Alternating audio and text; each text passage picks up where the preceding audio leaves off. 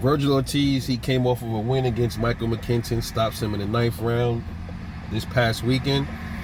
And a lot of people wonder, how will Vergil Ortiz do against Terence Crawford and Errol Spence Jr.? And I'm just here to give a quick assessment on that. The McKinson fight told me a lot about Vergil Ortiz, in my opinion. What I've learned, and also the Velasquez fight taught me a lot too, and even the Maurice Hooker fight. Vergil Ortiz, his defense is very questionable. He's obviously a very heavy-handed kid. He punches very hard. He loads up a lot though, which can be an issue. You fighting somebody like Terence Crawford, he fought McKinson. McKinson is a person with virtually no punching power. And McKinson was almost nearly outboxing Vergil Ortiz until Vergil ended up catching him late to the body.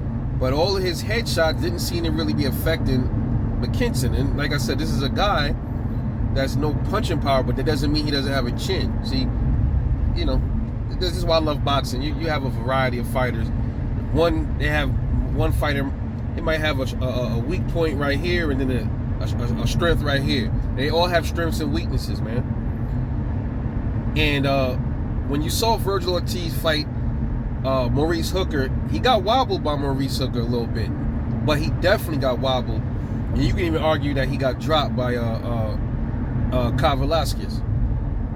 He ended up stopping both of these dudes, Maurice Hooker and Velasquez. But if you notice in Vergil Ortiz fights, man, like I said, his defense is a little suspect. He gets hit a lot. He always marks up in all his fights. He gets marked up pretty good. That's telling you his defense isn't what it should be.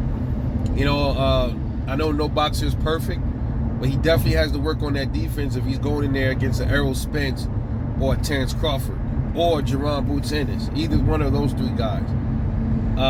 And the McKinson fight and those other two fights I just mentioned, it showed me Vergil can be wobbled. He can get hurt. And his recovery is pretty good as well. But, you know, recovery against one fighter is not going to be the same against another. That's one thing to keep in mind. Does Vergil Ortiz have a chin? I mean, it appears to be he has a pretty decent chin. I mean, the only person that he had that has some real power that really hit him was Velasquez. Maurice Hooker has decent power, but Velasquez is more heavy-handed, and he recovered pretty good from that. But the problem is with Crawford, he has power in both hands. The problem with Errol Spence, he has power, and I think Spence hits harder than Velasquez and Maurice Hooker, and so does Terence Crawford. You got to factor that in. But with Terence Crawford, you got somebody that moves around a little bit more better with the punching power, a great counter puncher as well. And I got Terence Crawford hurting Vergil Ortiz to the point of a stoppage. I got Errol Spence hurting Vergil Ortiz as well, probably to the body. That's how that would go. Jaron Ennis, I think he absolutely smokes Vergil Ortiz as well. I think the only one that Vergil can beat right now is a Conor Benn. And I think Stanionis gives him problems. So Vergil, to me, he seems a little bit one-dimensional. Great fighter though, strong, very strong. But you know that can get you but so far, man. When you start to fight these elite dudes, see, he hasn't fought anybody of elite status yet, and he will. And when he does, you're gonna find out how the game changes. If he steps in the ring with a Terence Crawford or Errol Spence or Jaron Ennis, because I put Jaron Ennis levels above Vergil Ortiz, and you guys will get to see what I'm talking about.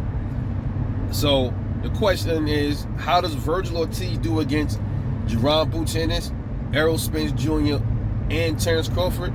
Short answer to that is he loses.